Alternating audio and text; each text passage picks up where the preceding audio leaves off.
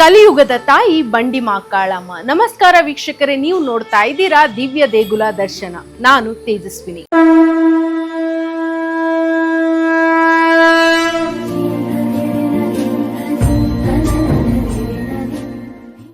ಇಂದಿನ ದಿವ್ಯ ದೇಗುಲ ದರ್ಶನದಲ್ಲಿ ನಾವಿದ್ದೇವೆ ಶ್ರೀನಗರದ ಬಂಡಿ ಕಾಳಮ್ಮ ದೇವಾಲಯದಲ್ಲಿ. ಬನ್ನಿ ಈ ದೇವಾಲಯದ ದೇವಿಯ ದರ್ಶನ ಪಡೆದು ದೇವಿಯ ಕೃಪೆಗೆ ಪಾತ್ರರಾಗೋಣ. ಬಸವನಗುಡಿ ಸಮೀಪದಲ್ಲಿ ಇರುವಂತಹ ಬಂಡಿ ಮಾಕಾಳಮ್ಮ ದೇವಾಲಯವನ್ನು ನೀವೆಲ್ಲರೂ ನೋಡಿರಬಹುದು. ಆದರೆ ಚಾಮರಾಜಪೇಟೆ ಹಾಗೂ ಬಸವನಗುಡಿ ಸಮೀಪದಲ್ಲಿ ಸುಮಾರು 3 ಬಂಡಿ ಕಾಳಮ್ಮ ದೇವಾಲಯವಿದೆ. ಅದರಲ್ಲೂ ವಿಶೇಷವಾಗಿ ಶ್ರೀನಗರದಲ್ಲಿ ಇರುವಂತಹ ಬಂಡಿ ಮಾಕಾಳಮ್ಮ ದೇವಿ ಬೇಡಿದ್ದನ್ನು ನೀಡುವಂತಹ ತಾಯಿಯೇ ಸರಿ.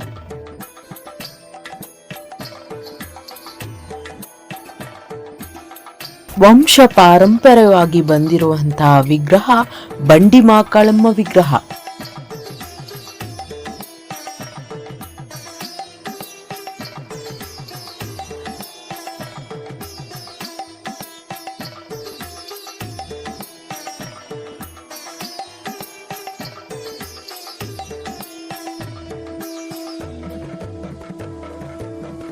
ದೇವಾಲಯದ ಒಳಹೊಕ್ಕ ಕೂಡಲೇ ನಮಗೆ ಎದುರಾಗುವುದು ಸುಮಾರು 12 ಬಂಡಿ ಮಾಕಾಳಮ್ಮ ವಿಗ್ರಹ.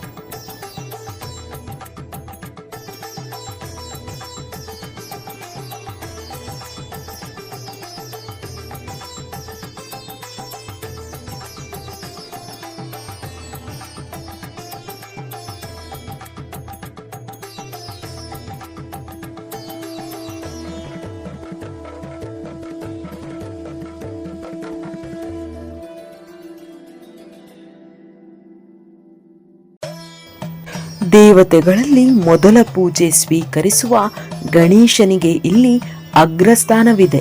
ಯಾರೇ ಭಕ್ತರು ಬಂದರೂ ಪೂಜೆ ಮಂಗಳಾರತಿ ಸಲ್ಲಿಸಿ ಪ್ರಸಾದ ನೀಡುತ್ತಾರೆ.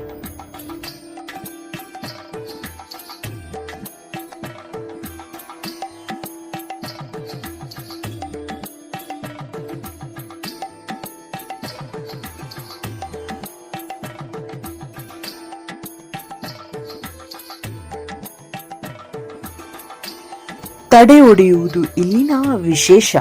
ಹಾಗೂ ಯಾವುದೇ ಕಷ್ಟ ಕಾರ್ಪಣ್ಯಗಳಿದ್ದರೂ ಇಲ್ಲಿಗೆ ಬಂದರೆ ಮುಕ್ತಿ ದೊರೆಯುತ್ತದೆ ಎಂಬ ನಂಬಿಕೆ ಪ್ರತಿಯೊಬ್ಬ ಭಕ್ತನಲ್ಲೂ ಇದೆ.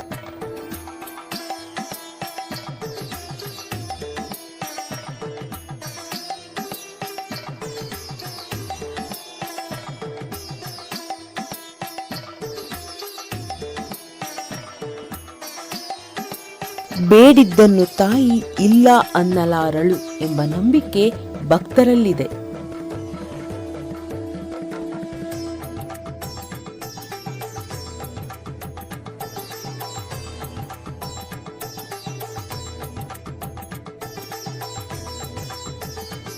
ಪ್ರತಿ ಮಂಗಳವಾರ ಶುಕ್ರವಾರದಂದು ವಿಶೇಷ ಪೂಜೆ ನಡೆಯುತ್ತದೆ ಹಾಗೂ ಬೆಳಗ್ಗಿಂದ ರಾತ್ರಿಯವರೆಗೂ ದೇವಾಲಯ ತೆರೆದೇ ಇರುತ್ತದೆ. ಇದೇ ಇಲ್ಲಿನ ವಿಶೇಷ.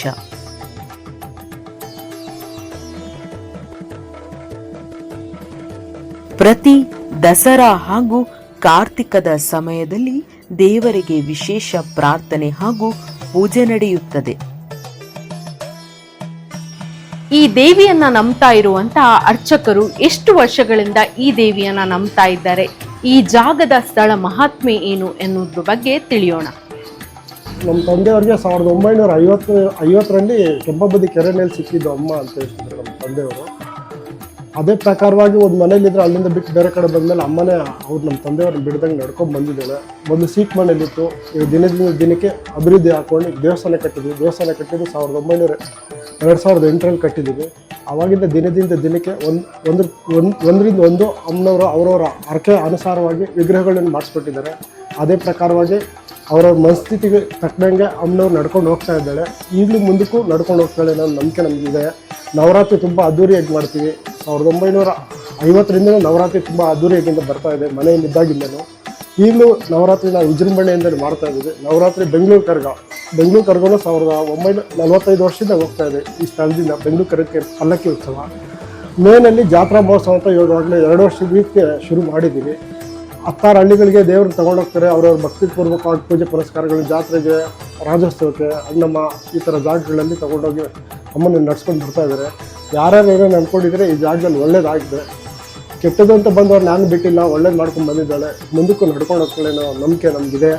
ಅಮ್ಮನವ್ರ ಮೇಲೆ ಭಕ್ತಿಪೂರ್ವಕವಾಗಿ ನಂಬ್ಕೊಂಡು ಬಂದಿರೋರಿಗೆ ಪ್ರತಿಯೊಬ್ಬರಿಗೂ ಮೋಸ ಇದೆ. ಅವ್ರ ತಕ್ಕಂತೆ ಏನು ಒಳ್ಳೇದಾಗಿದೆ, ಕೆಟ್ಟದಂತೂ ಆಗಿಲ್ಲ, ಒಳ್ಳೇದೇ ಆಗಿದೆ ಈ ಜಾಗದಲ್ಲಿ ಪ್ರತಿಯೊಬ್ಬರಿಗೂ.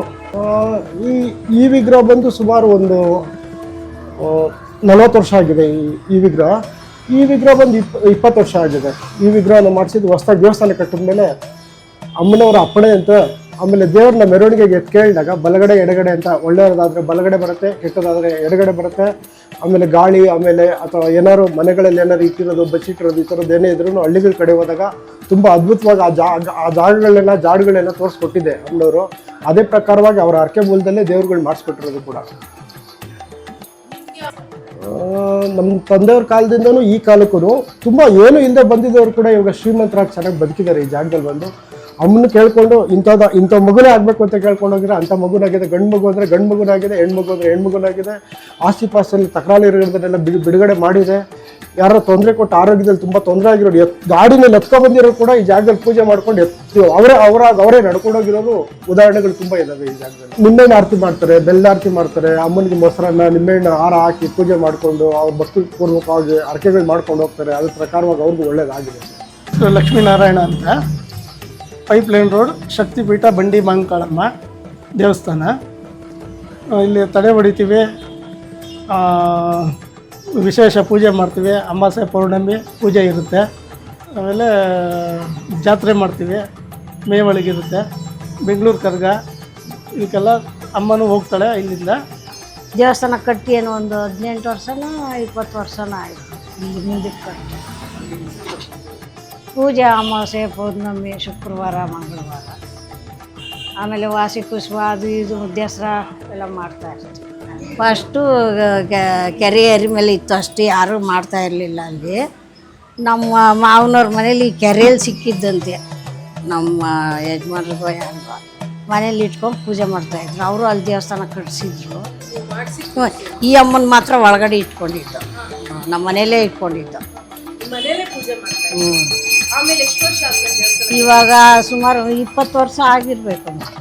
ಇಲ್ಲ, ಇವಾಗ 2 ವರ್ಷ ಏನೋ ಆಯಿತು ಗೋಪುರ ಕಟ್ಟಿ. ಮೊದಲು ಮೇಲೆ ಮನೆ ಕಟ್ಟಿದ್ದು, ಯಾಕೋ ಮನೆ ಬೇಡ ಹೊಡೆದಾಕ್ರಿ ಅಂದ್ಲು, ಹೊಡೆದಾಕ್ತಾರೆ.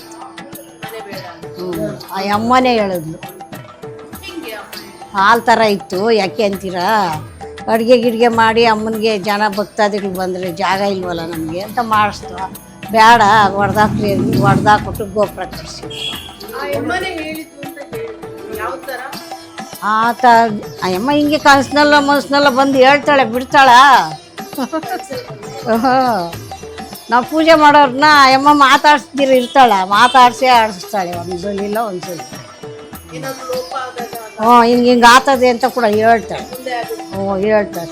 ಇಲ್ಲಾಂದ್ರೆ ಯಾರು ದೇವ್ರನ್ನ ಪೂಜೆ ಮಾಡ್ತಾರೆ ಹೇಳು.